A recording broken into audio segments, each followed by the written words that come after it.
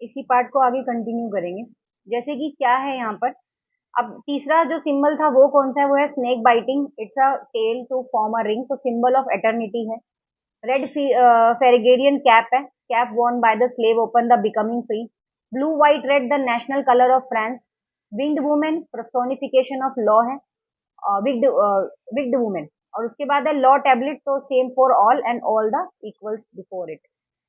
ये सारे सिंबल्स हैं पेपर में, एमसीक्यू में डेफिनेटली पूछे जाएंगे कि पॉलिटिकल सिंबल्स क्या है। उसके बाद France abolish monarchy and become a republic, तो लुई 16 जो है वो साइन द कॉन्स्टिट्यूशनल साइन किया, enter the secret negotiation with the king के साथ पर्शिया के द्वारा हुई। रूलर्स जो थे वो neighbouring country to were worried about the development in France and plans to send troops to stop revolutionary, कैसे स्टॉप की जाए। Before the could happen the national assembly voted in 1792 में डले, वार अगेंस्ट पर्शिया और Austria के against में war हुआ। Thousand of volunteers योद्धा सामने उन्होंने आर्मी को ज्वाइन किया। People saw the war as a war of people against king and atrocities all over the Europe. Patriotic songs हुए, Marseillaise compose by the poet Roy de Lisle वो song गाया गया।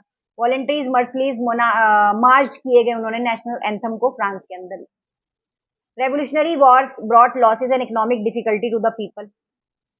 Political rights उठ के सामने आए, political clubs बने, most successful clubs बने जैकोबिन्स के नाम से। Members of Jacobins club belong to mainly less purpose था उनका सेक्शन के अंदर। ये सारी जैकोबिन्स की स्टोरी है कि जैकोबिन ने वियरिंग लॉन्ग स्ट्रिप ट्राउजर पहनना शुरू करा। Sans culottes literally meaning those without knee breaches.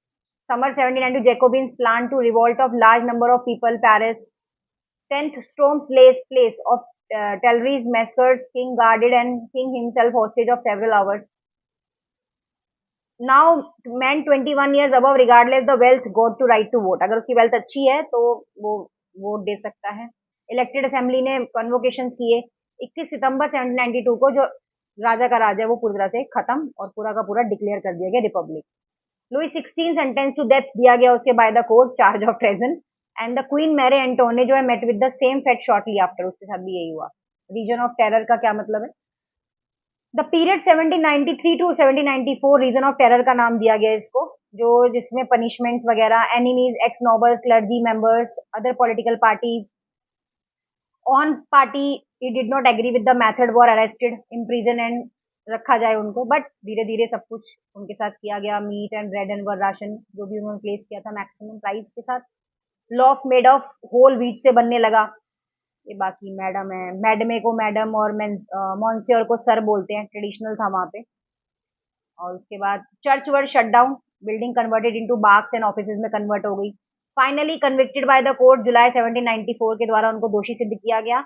और doctor Guillotin was invented it, उन्होंने सब कुछ इन्वेंट किया वहां पे।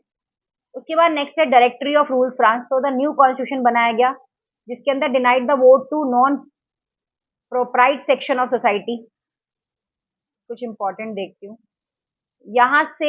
एक लास्ट वाली है कि राइज ऑफ मिलिट्री डिटेक्टर जो नेपोलियन बोनापार्टे हैं, वो उभर कर आए यहाँ पर दोबारा से।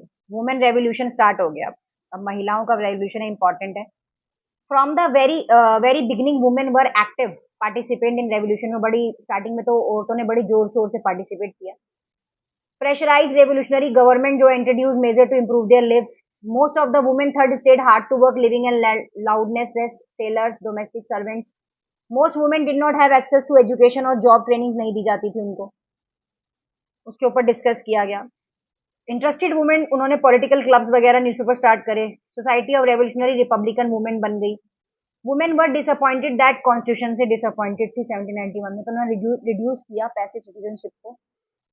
Demand the right to vote and elected the assembly and to hold the political office. The revolutionary government did introduce laws and help improve the lives of women. By the creation of state schools, schooling was made by compulsory for all girls. Their fathers could no longer force them into the marriage into their will. Marriage was made into the contract, enter freely and registered under the civil law. मतलब उनके father वगैरह देखो, उन्होंने school को creation किया, उन्होंने कहा लड़कियों के लिए शिक्षा जरूरी है।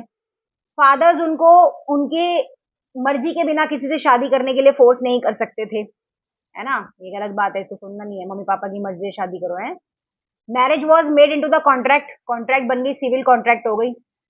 डिवोर्स वॉज मेड लीगल हो गया, बोथ वुमेन एंड मैन अपनी मर्जी से अप्लाई कर सकते हैं। Women could not train off for jobs and could become artist और अ स्मॉल बिजनेस में इन्वॉल्व होने लगे। During the region of terror the new government issue law ordering closures of women के ऊपर बात करी, clubs banning their political activities ने ban कर दिए। Many prominent women's were arrest हुई इसमें एंड फाइनल 1946 के अंदर जो महिलाएं हैं उनको राइट वोट देने का अधिकार मिला। एबोल्यूशन ऑफ स्लेवरी, दास प्रथा का बिल्कुल खत्म कर दिया भाई यहाँ पर। अनविलिंगनेस ऑफ दास प्रथा के बारे में थोड़ा सा यहाँ पर इंट्रोडक्शन देते हैं आप लोगों को। क्या था इसके अंदर कि लोग ना हमारी जो सोसाइटी थी वो चार पार्ट्स में डिवाइड हुई हुई थी। एक तो आपका ब्राह्मण, क्षत्रिय, वैश्य, शूद्र, चार कैटेगरीज में। तो जो सबसे ज्यादा छोटी कैटेगरी होती थी लास्ट वाली, उसको क्या करते थे लोग, खरीद के ले जाते थे और अपना दास बना के रखते थे। या तो किसी से पैसे वगैरह उधार ले तब भी उसको लोग अपने पास रखते थे, उससे काम कराते थे। ब्याज का, इंटरेस्ट का इतना ज्यादा बर्डन बढ़ जाता था लोगों के ऊपर कि वो उतार ही नहीं पाते थे उसको, तो उसका होने वाला बच्चा भी आगे क्या बन जाता था, स्लेव बन जाता था। तो देखो इस तरह से इस प्रथा को खत्म करना बहुत जरूरी था।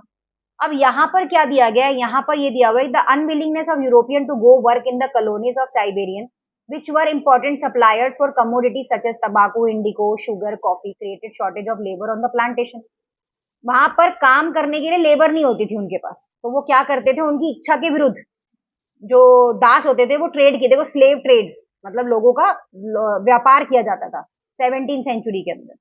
इसमें जो फ्रेंच मर्चेंट्स होते थे, मतलब जो व्यापारी होते थे, sold from their ports from the African coast, उसको खरीद के लाते थे out of slave from the local, वहां से एरिया से। Shackle slave were pack tightly into the ship में लेके आते थे। 3 months long voyage across the Atlantic, 3 महीने साइबेरियंस को क्रॉस करने में लगता था उस पूरे आइलैंड को। And they were sold to plantation owners, को सेल कर देते थे, उनके साथ एक्सप्लॉयटेशन होता था। Slave made possible to meet the growing demand in European market for sugar, coffee, indigo के लिए उनको वहां पर खेतों में काम करने के लिए उनको बेच दिया जाता था। Port cities of Bordeaux and Nantes was on economic prosperity, flourishing slave trade चलता था वहां पे। National assembly held long debate चलती थी इसके ऊपर, right of man should be extended to all French subject. भाई इंसान का अधिकार है ना कि वो अपनी मर्जी से जहां मर्जी रह सकता है, तो ये तो गलत है ना भाई। But did not pass any law, कोई लॉ पास नहीं हुआ। Fearing of opposition, businessman income depend, जो अपोजिशन वाले थे वो बिजनेसमैन वगैरह डरते थे क्योंकि उनके पास उनसे टैक्स आता था। जैकोबिन जेगमेन 1794 abolish slavery in French colony, उन्होंने एबॉलिश कराया इसको। 10 years later Napoleon re introduce slavery, दोबारा से री इंट्रोड्यूस किया। स्लेवरी वॉज फाइनली एबॉलिश कर दी गई 1848 के अंदर। नेक्स्ट नेक्स्ट है आपका रेवोल्यूशन एंड एवरीडे लाइफ कैसी रही। तो after the storming of Bastille the summer 1789, abolish of censorship, censorship भी खत्म हो गई। Right of man citizen proclaim, freedom of speech मिला उनको, नेचुरल राइट का अधिकार मिला। Newspaper, pamphlets, book, printed pictures और travelled rapidly countryside, describe discuss the event changes taking in the place. Songs वगैरह, procession, large number of people. Rise of, अब कौन आ गया, अब राइज ऑफ नेपोलियन बोनापार्टे आ गया। ये क्या करते हैं, इन्होंने end of the region of terror को खत्म किया। Directory of created political instability लाए। 1804 में नेपोलियन बेटा Bonaparte crowned himself emperor of France बने। कॉन्क्यर्ड मैनी नेबरिंग कंट्री के साथ युद्ध किया इन्होंने। And Napoleon saw the role of modernize Europe, तैयार किया। Introduce many laws such as protection of private property, uniform system, private property article, uniform system article 44 लेके आए। And defeated the Waterloo 1815, finally हार गए ये। क्या हो गया। लेगेसी ऑफ फ्रेंच रेवोल्यूशन क्या है, important legacy of French revolution के अंदर हमारे पास क्या आता है, तो these spread French to rest Europe में फैला 19th सेंचुरी के अंदर। सारे फेडरल सिस्टम जो है वो खत्म कर दिए गए। नए आइडियाज आए, स्ट्रगल्स आए, Tipu sultan and Roman Roy also सामने उभर कर आए, है ना। इस तरह से जो आपका ये चैप्टर है फ्रेंच रेवोल्यूशन का, ये यहाँ पर इसके नोट्स जो होते हैं वो कंप्लीट होते हैं। इस वीडियो को आपने बार बार सुनना है और अपने दोस्तों को भी शेयर करना है ताकि विद्या अकेडमी के ज्यादा से ज्यादा सब्सक्राइबर हो सके और दूसरा बच्चों की हेल्प हो सके। जो बच्चे एसएसटी का चैप्टर पढ़ने में स्कूल में इंटरेस्टेड नहीं होते या पढ़ना नहीं चाहते उनके लिए, तो थोड़ा सा इसको सुनेंगे तो उनको अच्छा लगेगा। काफी धीरे धीरे करके समझाया है और वही टॉपिक्स निकाले हैं जो जरूरी हैं। ठीक है जी, थैंक यू।